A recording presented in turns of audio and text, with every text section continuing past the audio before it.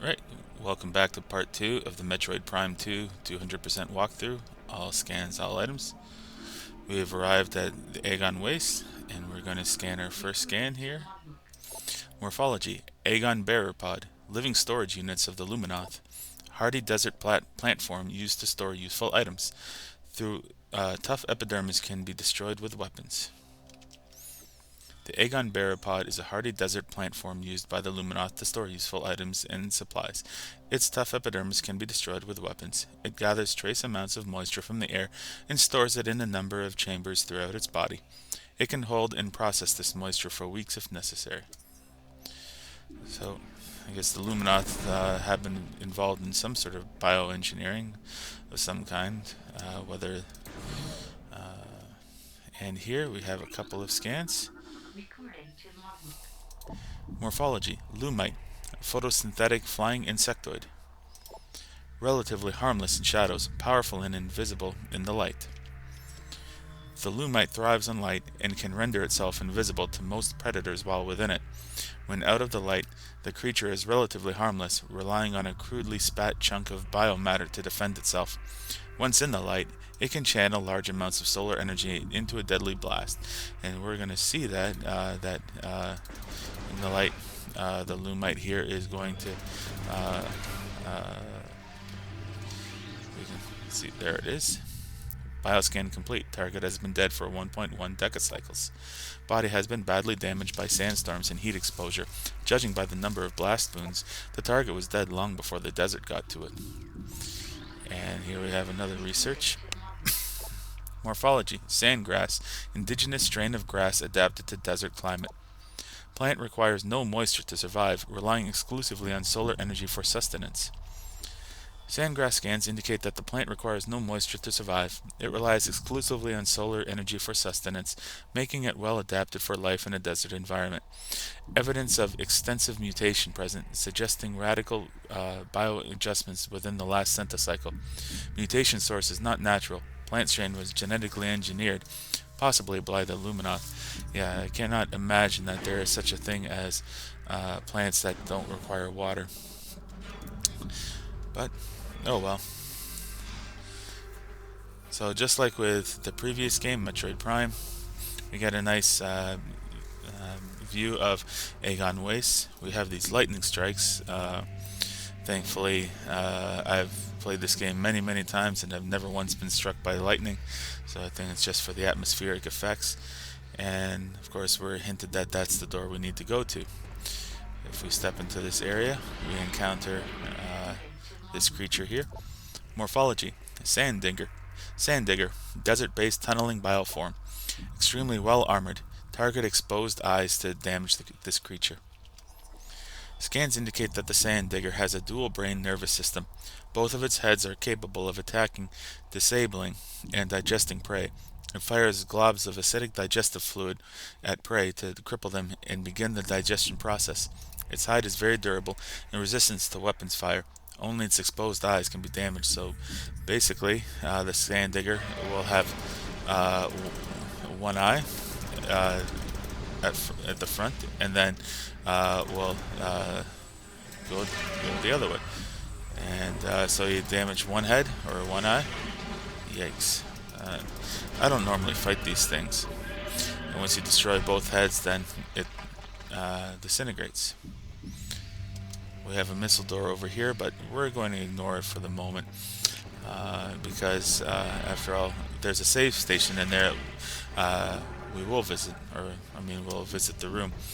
But there's we can't really progress any further. So here we have, if we scan this, structural analysis complete. Structure integrity of brimstone object at critical, which is just a hint that you gotta blast this with a missile, and this pillar will fall, creating a stone bridge. We can scan these flying creatures. If I can lock onto one for, yeah, that's true. It might be better to lock on here. There we go. Morphology: Sandbats, small airborne predator pack. Contact with targets can cause minor damage. Targets travel in flying swarms. Sandbats are small flyers. They travel in packs for safety, though they are predatory in nature. Failing to find prey as a group, sandbats will often enter a feeding frenzy and attack one another in search of sustenance. Ugh. Yeah, don't really want to be in a group of sandbats. You can blast them, but really, it's just better to ignore them. This looks like a Luminoth lore, but unfortunately we don't have the translator module needed to access it.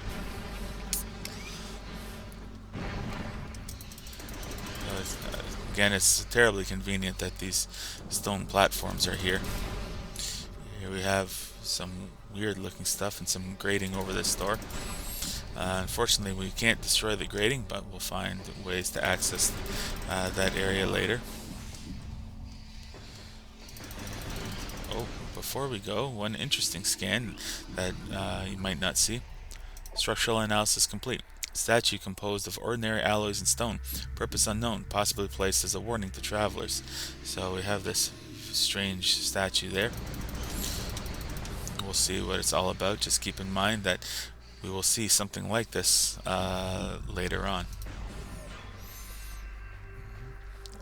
So we'll go into here. And boy, it would be nice to have some bombs to bomb that, but oh well. Oh, and it can't jump yet. You can only jump in morph ball mode if you have bombs. So based on the music here and what we see there, we're going to be greeted with some space pirates. So morphology: pirate trooper, starfaring brigand, aggressive, well-armed, bioform trained for combat and conquest, sworn enemy of Samus Aran. The space pirates suffered a serious defeat at Talon 4, yet they remain a powerful force for crime and disorder in the galaxy. Their technology continues to advance. Even the lowly trooper has received numerous upgrades to his arsenal. A photonic power scythe and quantum assault cannon are now standard issue weapons for all troopers. So, space pirates have improved on themselves, and so we're going to once again blast them. These pirates are significantly easy to deal with, and thankfully we only have 3 pirates to deal with. We can see these things. Object scan complete. This is a space pirate crate. Space pirates strangely dislike theft. The only way into their crates is through the use of force. So we can see evidence of space pirates whenever we see these space pirate crates, which is basically these boxes. And what we need to do is we need to climb up here, bypass that door just for a moment, and have a look at this guy. Morphology: Brizgy, venomous insectoid. Poison stinger concealed in back-mounted shell. Finish it off quickly once the stinger is exposed. The Brizgy's tail ends in a venomous barb, which it conceals underneath a hard-packed layer of fused sand. A series of sharpened ridges along its body discourages most predators. Those foolish enough to harness the Brizgy are quickly introduced to its deadly sting. So, these things, oh jeez, I forgot, I don't have space jump. I'm used to jumping with space jump. So let's try that again. So these platforms are here. Just make your way carefully. And I guess we'll come over here. Just like with the violet door, this amber door here, enabled interface with door, control system cannot translate Luminoth text. Alright, so that's really one of our first order of business is to get the Luminoth text. If you target this, then we can see that stinger on the Brizgy up here, and then you can just blast the Brizgy, otherwise it's invulnerable. In this next room, we come across a familiar enemy, the Shriekbat. Morphology: Shriekbat, territorial flying rodents. Rapid flying, explosive enemies. Target and eliminate enemy at range if possible. Shriek bats have high internal temperatures, leading them to seek cool climates to dwell in. They prefer caverns, roosting on ceilings while hunting for small prey. Fiercely territorial, they dive bomb anything that wanders near. This attack is fatal for the shriek bat, as the impact sets off in a discharge of thermal energy. Yeah. So, to me it would make sense that maybe one or two of them, but once they get close, yeah, they come. Vast improvement on the shriek bats from the original Metroid Prime is that the time it takes for them to charge up is pretty small, so they are quite a bit more challenging. And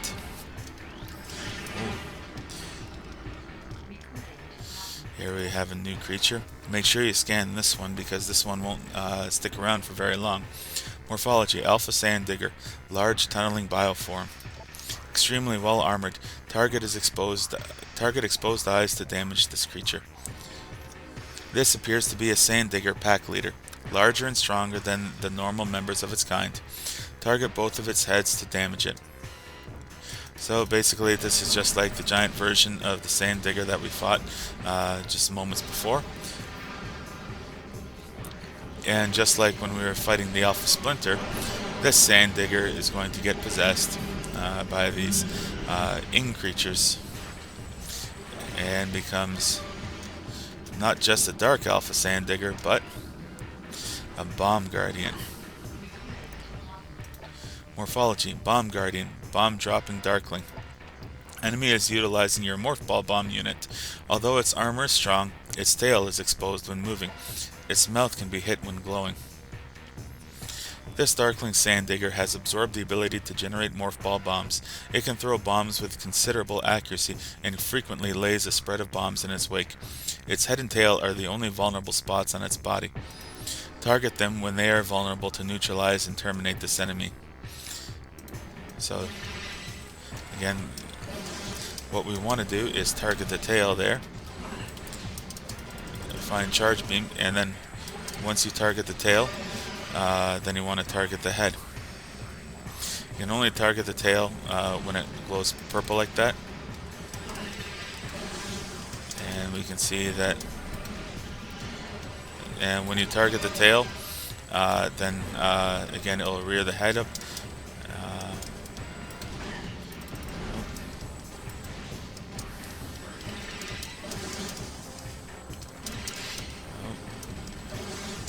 I don't normally have this much challenge. I think it's basically because I'm trying to talk and fight at the same time. Anyway, just... Oh.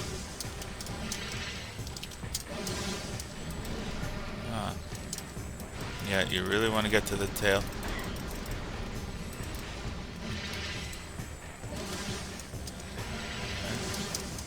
Yikes.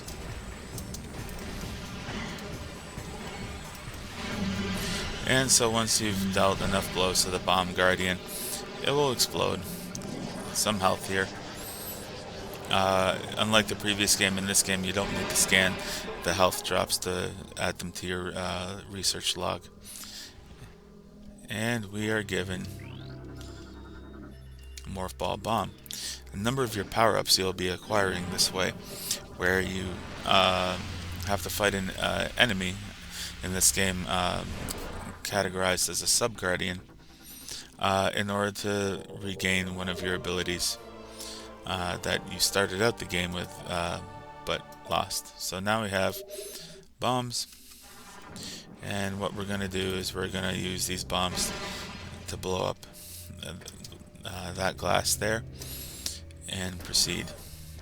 Every time you visit a temple or a new area, so here we have the Aegon Waste, the first order of business is to seek out the area's temple and to gain access to the translator module there. So this is what we are doing here. So here, over here, we can see a dead Luminoth. Bioscan complete. Luminoth subject terminated 1.5 decacycles ago. Damage from multiple weapon systems detected. Subject definitely went out fighting. And there is a holographic projector here, and we're going to get a message.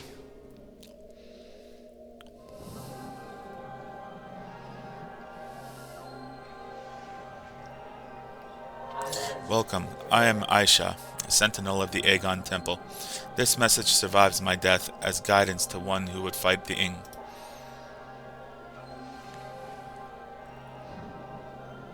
A portal to dark aether lies nearby. With it, you can travel to this land's shadow. You must locate a dark temple, a twisted mockery of this sacred place. Inside you will find the energy controller you seek.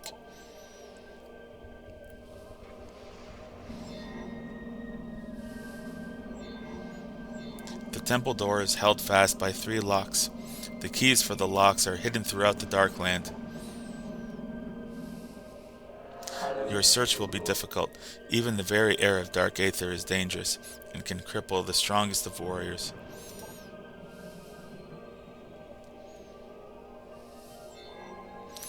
In our past struggles with the Ing, we placed a series of light crystals throughout their world.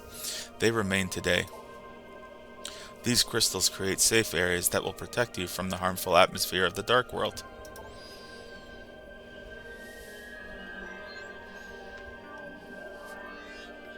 I have updated your translator module. You can access devices and doors coded with amber holograms. More lands are open to explore.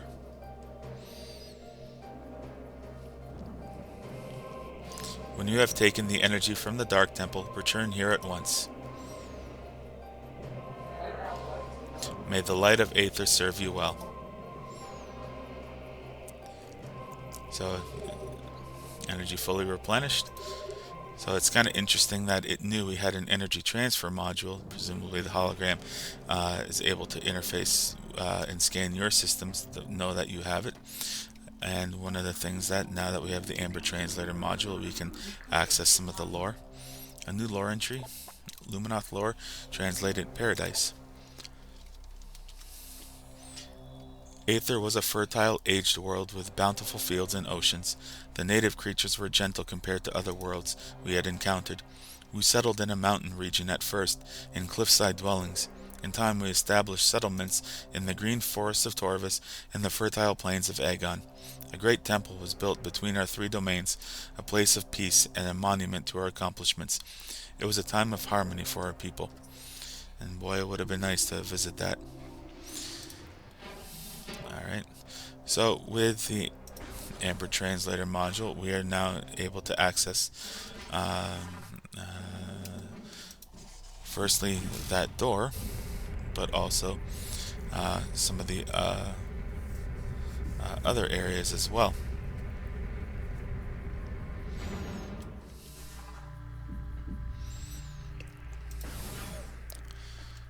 And so what we can do, I think it's curious that originally there was that glass barrier there sealing us in. Now that we have it, got the morph ball bombs, it's disappeared. That's okay. And we have these war wasps in their place. So again, just watch out for the sand bat or for the shriek bats.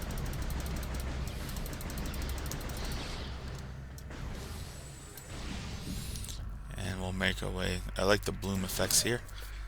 So we will access this door. Right now the pirates have very little interest in us. Security clearance approved, door systems online. Through vigilance and strength we create peace.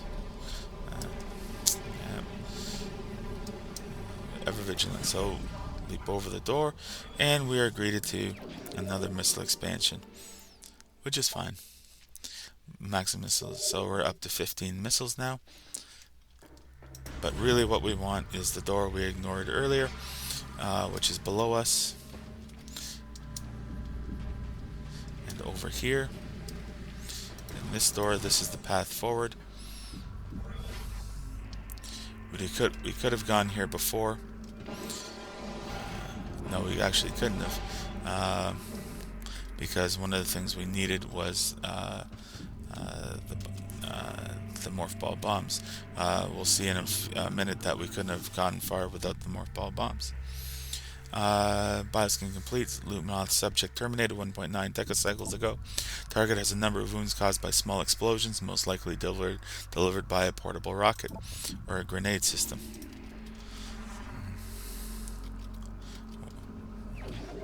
Missile expansion acquired. Maximum missiles. Okay.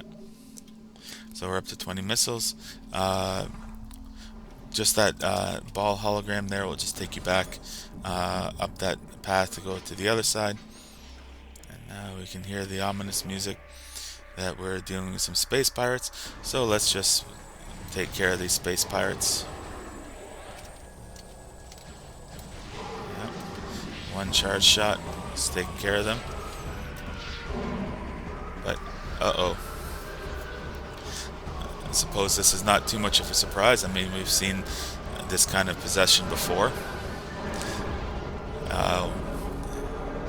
And this will constitute a new scan. Morphology: Dark Pirate Trooper. Darkling possessed space pirate. Enhanced strength and stamina gained from addition of symbiote. Dislikes bright light. That dislikes bright light is going to be an important clue for later. Pirate troopers, already trained to follow orders without question, were perfect candidates for Ing possession. Darklings moved to take every trooper they could, expanding the army of the Horde considerably. Space pirate technology struck a chord with the Ing, who now hunt actively for gadgetry of any kind, especially weapon systems. So we have to deal with these Darkling possessed troopers, and one of the things we can see right away is that they are quite a bit stronger. One charge shot is not going to take it. So we'll do a combination of charge beams and missiles. Thankfully, we don't have to deal with those. So yeah, we do need the morph ball bombs, and of course it's just advantageous to get the translator module because we'll need that later on anyway. There's some areas where we need that. Access this Luminoth lore. Light of Aether.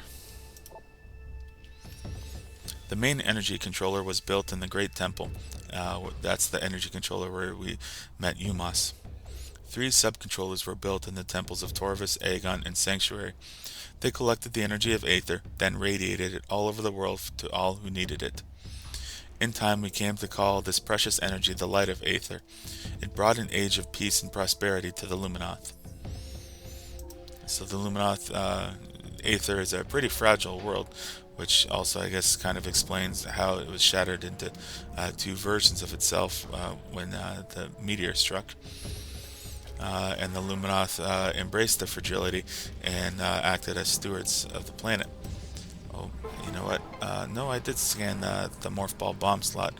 So, morph ball bomb slot. Now we have this conveyor belt, and what we are going to do is we're going to ride this conveyor belt and solve this puzzle.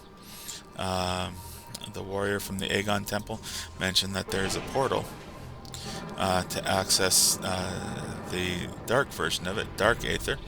So we are going to try and activate this portal. Pardon me. So now these war wasps appear, and we can just eliminate them. And we will come over here. By the way, we can have a look at this. There's a scan over here. System analysis complete. Console used to energize and open a portal to Dark Aether. Currently offline. Restore power to the system to enable portal creation. So that's basically what we're doing, is we're just establishing power to the portal system. And we'll ride this conveyor up.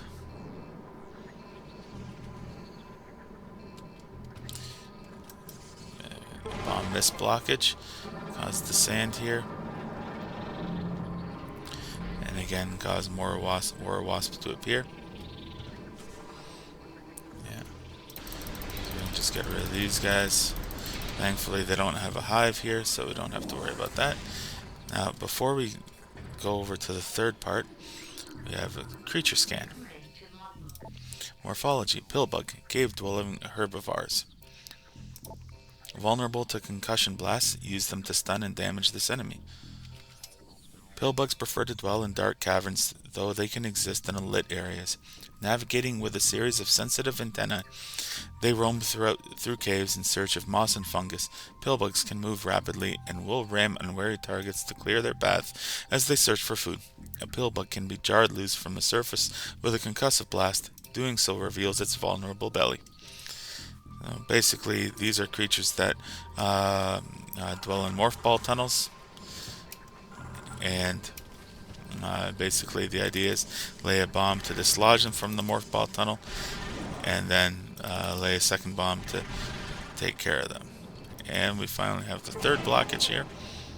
Now, I will say, I kind of wonder like who blocked the solar power source for the dark portal, or for the portal to Dark Aether to begin with. Don't really know. But anyway, I think it's kind of neat that with these three lenses we focus the sun's rays, and so now the portal will be active.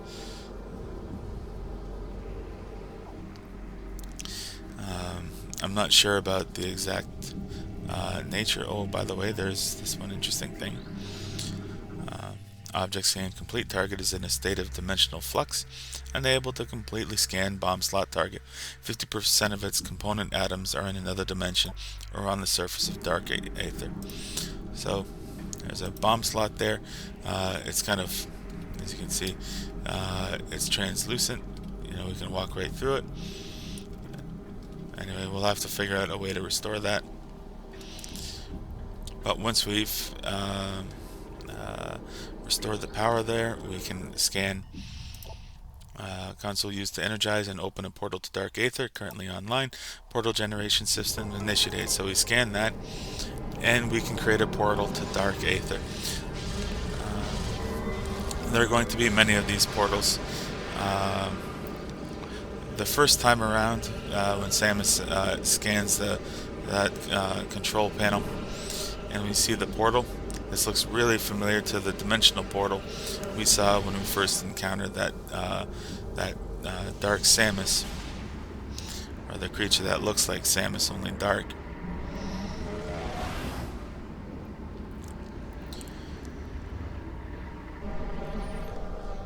And we are transported.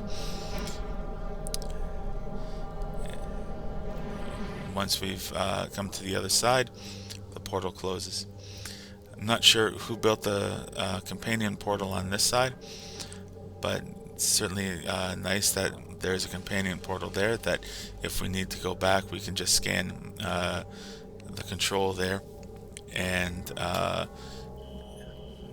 Dark Aether's atmosphere is dangerous.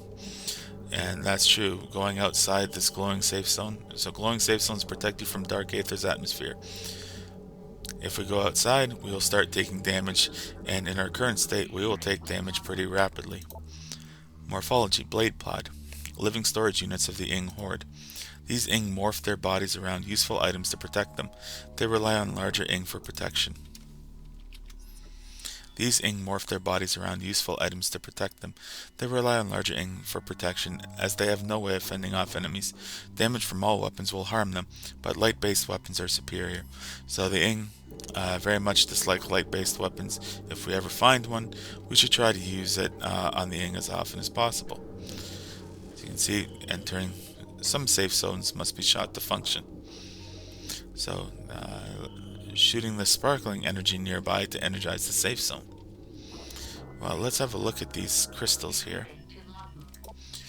Xenotech, Luminoth Light Crystal, generates protective field of light energy. Light crystals provide protection from Dark Aether's atmosphere. They can be nullified by dark energy and supercharged by light energy. Light crystals provide protection from Dark Aether's atmosphere. They can be nullified by dark energy and supercharged by light energy. They are created by the Luminoth during their war with the Ing, and many still remain in use. Dark creatures despise the crystals. Some are injured or killed by the field they create, and that's handy. We can use these light crystals. Energized safe zones don't last forever. So, Xenotech, Luminoth Light Beacon. Generates protective field when energized. Light beacons must be energized by beam weapon fire to function and remain charged for a limited time. Light beacons must be energized by beam weapon fire to function and remain charged for a limited time. The beacons were created when the Luminoth ran short of light crystals during the war. While simpler to make, the beacons were also unstable. They had to be energized periodically and could run out of energy at critical moments. Still, any protection was better than none for the Luminoth warriors. So we have these energy crystals and energy beacons as a way to reactivate safe zone, shoot the sparkling energy again. So all I have to do is shoot the energy, and here we have a beacon. And here we have that bomb slot we saw was inaccessible in the light world, but activating the bomb slot here will also activate the panel on the other side. The device has been activated back on Ether. And here we are going to encounter morphology. Inglet, worker drone of the Ing Horde. Wall crawling, morphing bioform. Strongly dislikes bright light.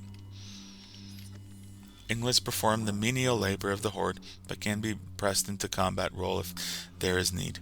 They are amorphous blobs, capable of clinging to nearly any surface.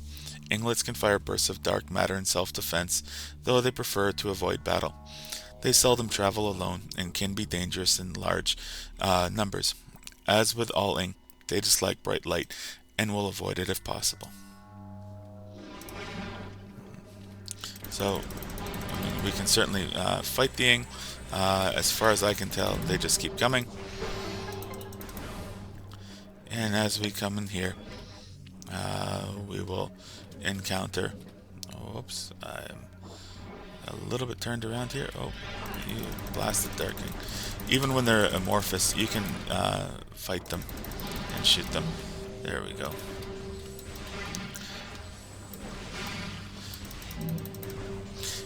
Yeah. And here we come to a save station. Up here. Morphology, Night Barb. Flying airborne hunter native to Dark Aether. Targets are small, but travel in large numbers for safety. Avoid contact. Night Barbs are small airborne darklings, smaller and weaker than the Hunter Ing. A Night Barb will travel with a large pack to increase its odds of survival. This is wise, since their primary predators are Hunter Ing. So, those Night Barbs, we're going to leave them alone for a minute and go over here. And now we're in the mining plaza, in that very beginning. That way, don't see any safe zones, so we'll go this way, over here.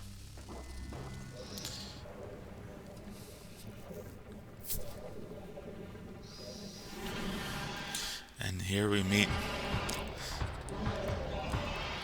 our very first real Ing threat, the Warrior Ing. Morphology, Warrior Ing, the soldiers of the Ing Horde. Shape-shifting wall crawler, dangerous combatant in melee and at range, dislikes bright light.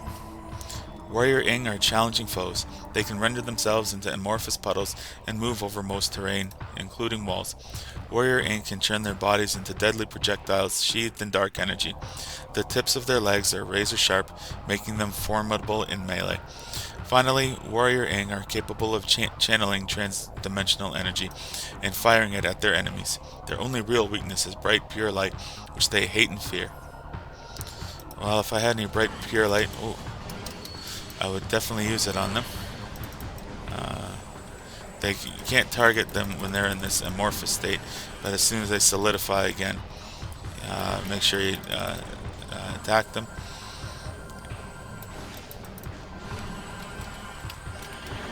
Yikes. Got you there. And once you've hit them several times, they will go down. Okay, we're going to continue on, and we're going to try and meet up with this guy. This guy is a Lightbringer. Light-generating forager. Creature generates safe zones while living, immune to most forms of attack. Lightbringers were created by the Luminoth for use in their war with the Ing. The crystalline creatures generate a field of life-giving energy at all times, and they can be energized like a safe zone crystal. They are immune to most weapon fire. Only a burst of matter antimatter can destroy them. Well, that's not really going to be much of an issue, because before you even gain the means of destroying a Lightbringer, these things disappear after a period of time. So scam them now while you have the chance. Alright. It is a bit of annoying that, oh geez, I'm taking a lot of damage. But you know what, that's okay. Dark Aether is pretty,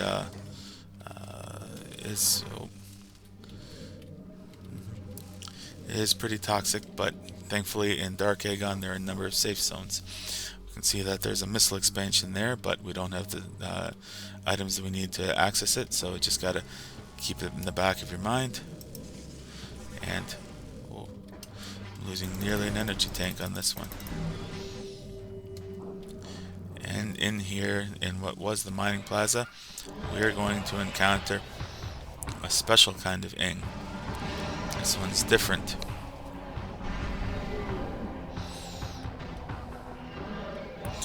Let's find out what his deal is. Jump Guardian.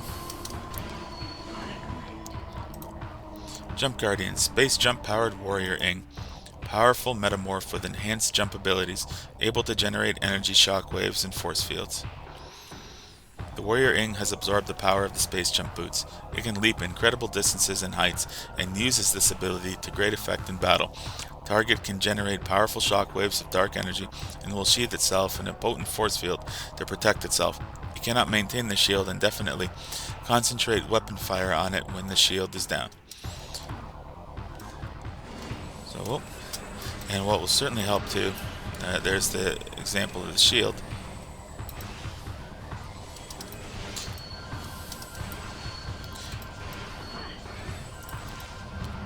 So there it goes. And when it lands, it generates this shockwave. So just make sure that you hit it. Oh, and stay in the safe zone. The safe zone will protect you. And just keep going. There's fight has a two-phase. Oh golly. That after a while it will start doing this and start jumping around the bottom floor of this arena. So I really want to take advantage of the times when it's stationary to try and hit it with as many blasts as possible.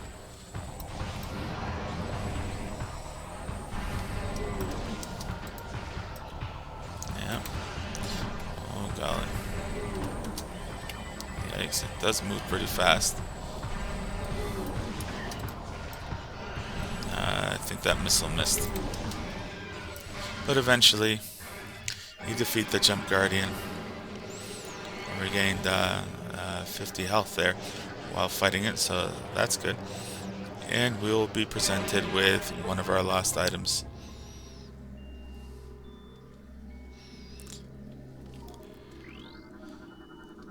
Space jump boots.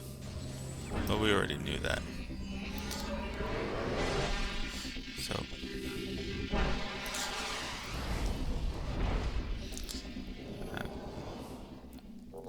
So we're able to double jump now.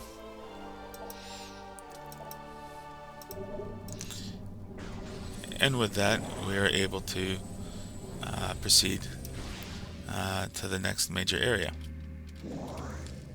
So we'll jump up here and enter this. And basically we are going back the way we came. Now we have these Lightbringers. And now that with the space jump boots we can jump through there. When you destroy a Lightbringer, a Light Flyer in Dark Aether, it'll generate a temporary safe zone.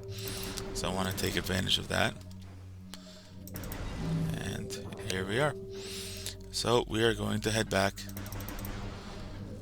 to the Light Aether And with the space jump boots, we can now access new areas of the Aegon Waste. Before we go though, we're gonna do one more research scan.